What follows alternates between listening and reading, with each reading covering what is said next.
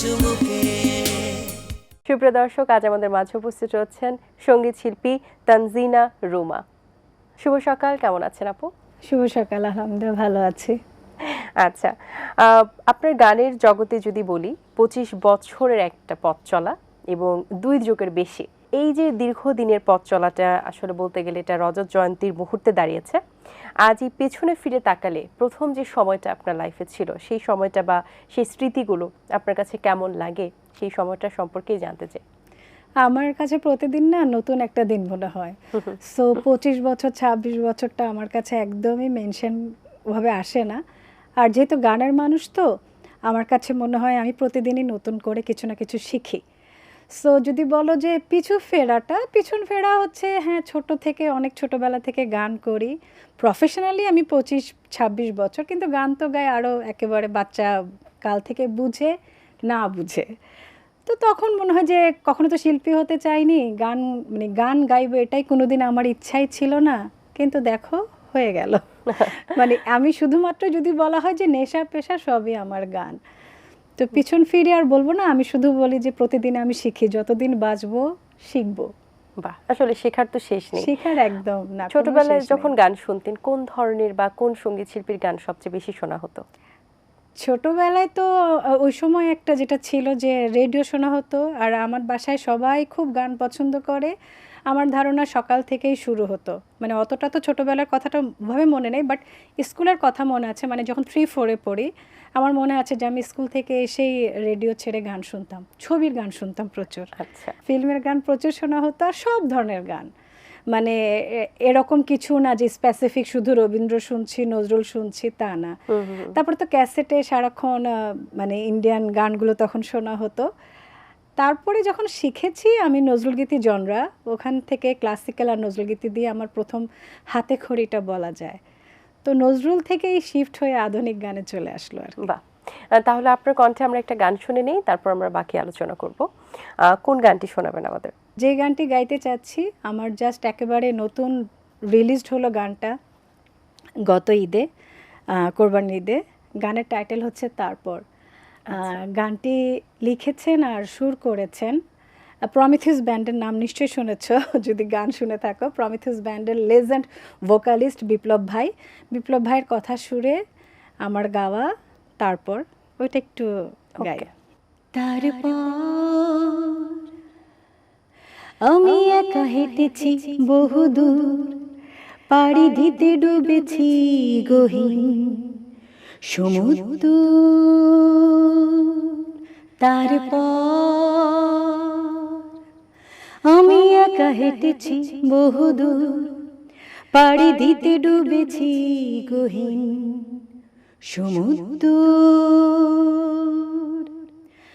আমার সোনালি আকাশে আগুন ঝরানো সোনালি রোদ্দুর। আমার সোনালি আকাশে আগুন ঝরানো সোনালি রোদ্দুর। আছি তুমি আমি আকাশের নিচে বহুদূর বহুদূর বহুদূর বহুদূর বহুদূর বহুদূর। বাহ, চমৎকার, অনেক ধন্যবাদ আপনাকে। 25 বছরের দীর্ঘ এই সময়টাই পথ চলাটা পাড়ি দেওয়ার পরে এই মুহূর্তে এসে কি মনে হয় প্রাপ্তির জায়গাটা কতটুকু?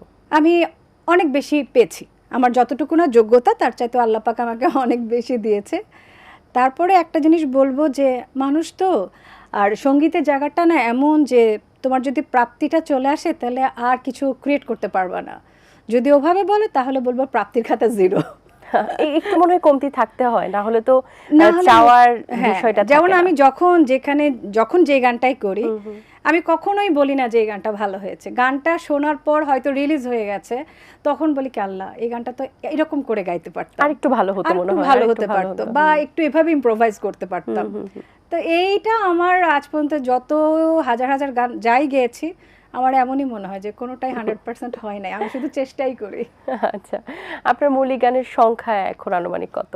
2000 এখনো মনে হয় মাই হয়নি, গড, হয়নি, কম হবে। তা কাছাকাছিও যদি হয় মানে এটা অনেক মানে সংখ্যা। ফিল্মে তো যদি কোভিডের পর যদি হুম, হুম। ছবি তো কমে গেছে জানোই, যদি ওভাবে থাকতো তাহলে তো এতদিনে 1000 খানেক হয়ে যেত। ফিল্মে আমার 700 প্লাস হবে। আর অডিও আসলে আমি ওভাবে বলতে পারবো না মানে অডিও বা টিভি, বা যেহেতু আমি রেডিও টিভির অ্যানালিস্টেড আর্টিস্ট, তো সব জায়গায় গান 2000 মনে হয় না হয়েছে, জানি না। বাহ, অনেক সংখ্যা, অনেক বেশি ভালো। সবচেয়ে সর্বপ্রথম যে সময়টা ছিল আপনার গানের মৌলিক সংখ্যা, যখন মৌলিক গানগুলো আপনার রিলিজ হয়, তখন সবচেয়ে কোন গানটি বেশি জনপ্রিয়তা পেয়েছিল? আমার প্রথম অ্যালবামটাই, আজকে আমি যদি তানজিনা রোমা হয়ে থাকি, আমার প্রথম অ্যালবামই বন্ধু তুমি কোথায়। আর আসলে কি এক একটা সময় তো একটা ম্যাটার করে, তো আমি সব সময় বলি যে আলহামদুলিল্লাহ বাংলাদেশে প্রথম এলইডি স্ক্রিনে যে গান মানে চালাতে পারে সেটা কিন্তু আমি প্রথম। ইভেন ওই সময়টাতে তো চ্যানেল ওভাবে ছিল না, তো মানে তখন শুধু এটিএন বাংলায় ছিল। তো ওই খবরের আগে গান প্রচার, যে কারণে গান মানুষের কানে, এখন যেমন ইউটিউব আছে, বিভিন্ন প্ল্যাটফর্ম আছে, মানুষের কাছে চলে যাচ্ছে, তখন তো অ্যাকচুয়ালি বিটিভি ছাড়া ওরকম কিছু ছিল না। তো নিউজের আগে মানে 8টার সংবাদ, বাংলা সংবাদের আগে, ইংরেজি সংবাদের আগে যে গানের অ্যাড যাওয়াটা, ওই ট্রেন্ডটাই শুরু হয় আমাকে দিয়ে। তো আমি সবসময় বলি যে আমি তানজিনা রুমা হওয়ার পিছনে এই প্রচারের মাধ্যমটা অনেক বেশি ইম্পর্ট্যান্ট। আমি তো নতুন, একেবারে অ্যামেচার একজন আর্টিস্ট, শখ করে গান গেয়েছি, হুট করে একটা কোম্পানি বলল গান গাইতে, গেয়ে ফেললাম, কোনো প্ল্যান নাই, অ্যালবাম সুপারহিট, তারপরে তো আর মানে থেমে থাকা হয়নি আর কি। থাকা হয়নি। বাহ, চমৎকার। তো সেই সময়টা থেকে, এলইডির ওই সময়টা থেকে এখন এসেছে মিউজিক ভিডিও ট্রেন্ড, যেটি আপনি বলছিলেন। তো এই যে যুগের যে পরিবর্তন এবং এখন যে ধারায় আমরা রয়েছি, এই ধারাটা কতটুকু এনজয় করা হয়? দেখো, সময় তোমাকে বুঝতে হবে, সময়কে অলওয়েজ ওয়েলকাম করতে হবে। সময় তো অনেক কিছু চেঞ্জ হয়ে যায়। আমি যখন শুরু করছি তখন একদম অডিও ক্যাসেটের শেষের দিকটা, তারপরে আমি সিডি পেয়েছি, ভিসিডি পেয়েছি, তারপরে তো এই যে কি বলে আমাদের মিউজিক ভিডিওর ট্রেন্ডটা কমে হয়ে গেল ইউটিউব। তো এখন যখন যেই প্ল্যাটফর্মে আসুক সেটাকে আমি অলওয়েজ ওয়েলকাম করি, কারণ আমাকে মনে হয় যে সময়ের সাথে চলা উচিত, তাল মিলিয়ে চলা উচিত, না আদারওয়াইজ একটা জেনারেশন গ্যাপ হয়ে যায়। একদম।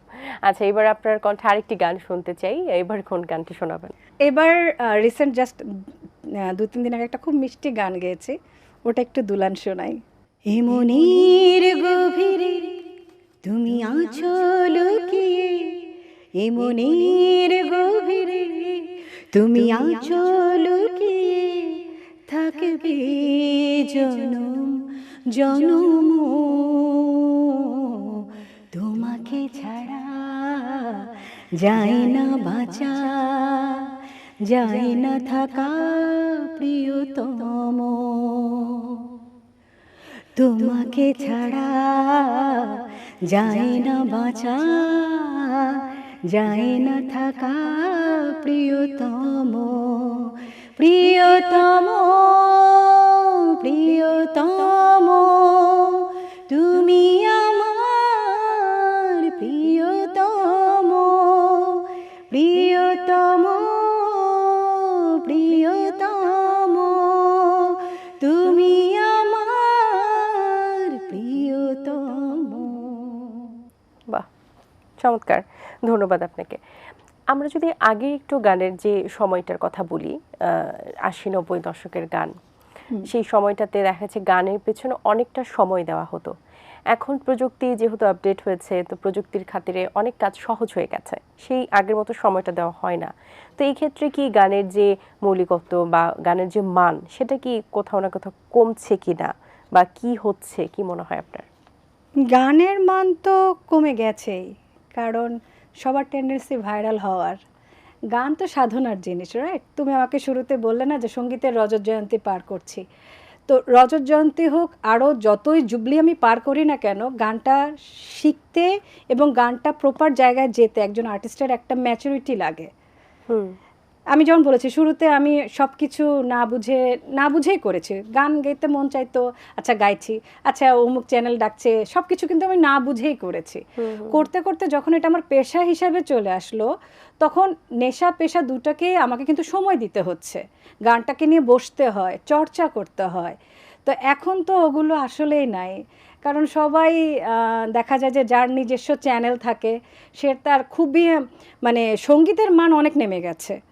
ভালো গান কি হয় না, কিন্তু ভালো জিনিস আমাদের অডিয়েন্সরা তো দেখে না, মানে ভিউ কাউন্ট করা হয় যে কোনটার ভিউ কত বেশি হলো, রাইট?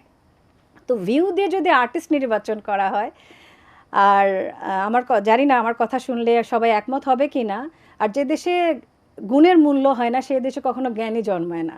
তো আমার কেন জানি মনে হয় আমাদের দেশে মূল্যায়নটা সঙ্গীত শিল্পীদের ক্ষেত্রে, আমি মিউজিশিয়ান সবার কথাই বলবো, যে সত্যিকারের একজন ভালো প্লেয়ার, যে সত্যিকারের একজন ভালো সিঙ্গার, তাকে সবার মূল্যায়ন করা উচিত। তাহলে তো একটা মানে গুণীর জন্ম হবে না, যেটা অন্যান্য সব দেশে হয়, আমার পাশের দেশেও হয়, আমার দেশে খুব কম হয়।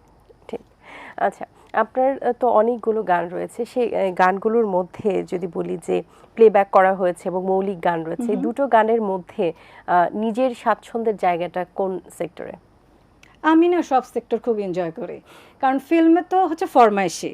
মানে আমি তো সবসময় বলি যে নায়িকার গান বা কি বলে বাচ্চা, দাদি, নানি, কোনো ক্যারেক্টার, আমি তো ক্যারেক্টার প্লে করি বেসিকলি। হ্যাঁ, ফিল্মের গানটাই তো ক্যারেক্টার প্লে করা, মানে আইটেম গান। সো ওই ছবিতে একটা আইটেম গার্ল একটা আইটেম গান গাবে, সেটাও যেমন আমি গাইছি, আবার একটা রোম্যান্টিক গান গাইছি, স্যাড গান গাইছি।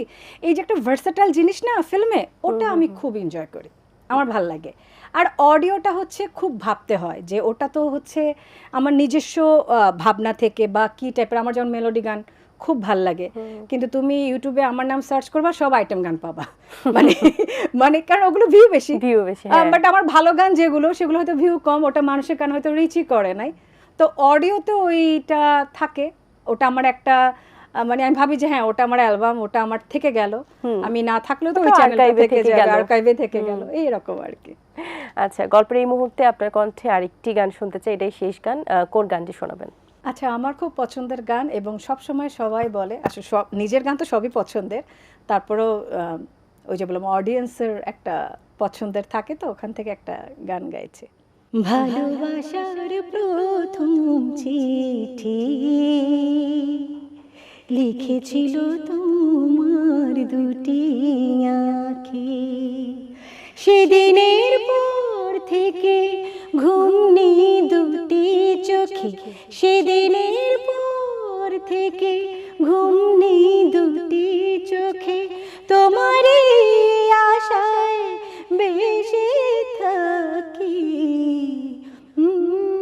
ভালোবাসার প্রথম চিঠি লিখেছিল তোমার দুটি আঁখি। বাহ, দারুণ, অনেক ধন্যবাদ, কথা বলে ভালো লেগেছে, সুন্দর কিছু গান শুনিয়েছেন, অনেক শুভকামনা রইল আপনার জন্য, ভালো থাকবেন। তোমাকেও অনেক ধন্যবাদ, আর এই টেনের চায়ের চুমুকে আমাকে আমন্ত্রণ জানানোর জন্য অনেক অনেক ধন্যবাদ। দর্শক, আশা করছি আয়োজন ভালো লেগেছে। আজ এই পর্যন্তই, দেখা হবে আগামী পর্বে নতুন কোনো অতিথির সঙ্গে। সেই পর্যন্ত ভালো থাকবেন, সুস্থ থাকবেন, এটিএন বাংলার সাথেই থাকবেন। সকলকে আল্লাহ হাফেজ। দিন আসে দিন যায়, সময়টা চলে যায়, তবু আছি এই বেশ ভালো।